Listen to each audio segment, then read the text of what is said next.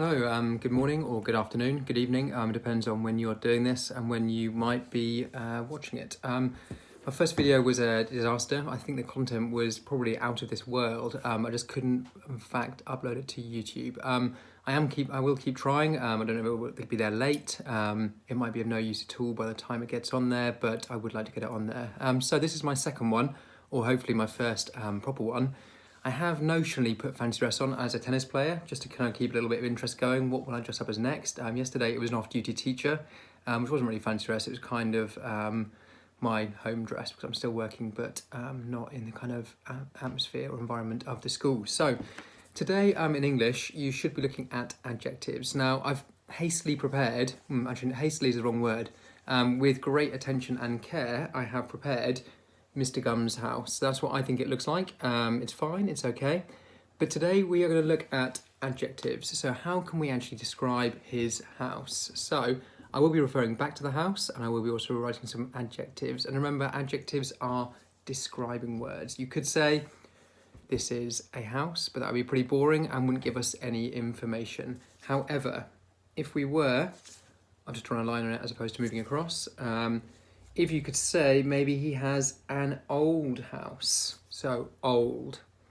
My writing is even better on here, it seems. Old. Or you could have a tumble down house. So tumble down, as in it is tumbling down. So you could have a tumble down house. You could, if you're feeling even more ambitious, say something like it used to be a grand house. So it used to be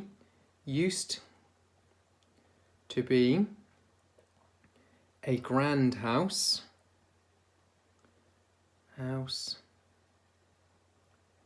but now, what has Mr. Garment done to it? So then you've got a conjunction as well. So it used to be a grand, that's your adjective, house, but is your conjunction. Now, what is the house like? So that's looking at adjectives, how you're going to describe the house. I've then drawn the village. It's a very small village. There are 3 houses in it. It's even smaller than Marsh Bolden. However, you're going to think about describing the village. So you could say something like there are a few houses. So say not just there are houses, there are a few houses. You could say there is a small school maybe. Small school. So a few houses, a small school. Or you could even say there is an open field maybe. So an open field, as in it's not closed in, there is an open field. So think about how you might describe the village, and just there's the drawing again. I'm particularly proud of that one. So that is how you would describe the house and describe the village. So Mr. Gum's house, what his house is like, and then the village. So I've done that. Then looking at the spag, we've got when and if for year 2. If you're year 3, you can watch this if you want. If you fancy learning a bit about when and if, or you can skip it on to your section, which is about adverbs. So when and if is for more information. So for example, this is a lot easier when you're in a class because you can give them a little bit of time to think. I can think, they can think. On video, I suppose I could pause it, but I'm trying to do this in one take. So when and if add more information. They are conjunctions, they join sentences together. So when and if. So when it is dry, I don't need a jacket. So I don't need a coat. So you've said, when it is dry, I don't need a coat. There we go. So actually we have, it is dry, and I don't need a coat, and when is your conjunction, and there I've put it at the start. So when it is dry, I don't need a coat. So that's using when. So you are linking 2 things. When something happens, something else happens. If is dependent on something else. So if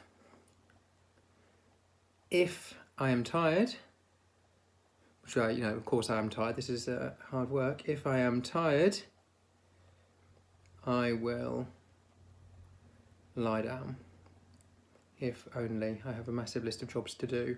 So if I am tired, I will lie down. So you're joining 2 ideas together. If I'm tired, if this happens, then I will lie down. So another conjunction. So year I think I probably got a bit of lunch left on my mouth. So hopefully no one's noticed, and definitely not noticed now as I've told you all. Adverbs of time. So year 3, you're looking at adverbs of time. So thinking about when things happen. Did it happen yesterday? Did it happen? So you'd have yesterday,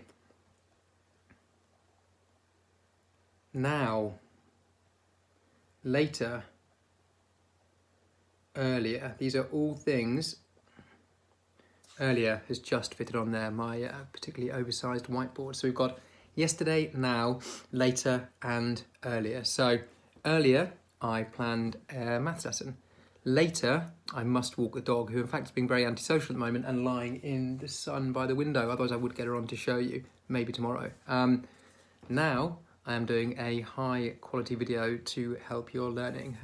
So that's a quick run through the English lesson for today. Maybe tomorrow I'll do some maths, or maybe I'll even upload the one that I did yesterday. So thank you for watching potentially. Thank you for not being too unkind on the comments, and I look forward to seeing you all soon, or at least hearing from you, because I kind of do miss the class, and I hope you're all doing okay. Thank you. Bye-bye.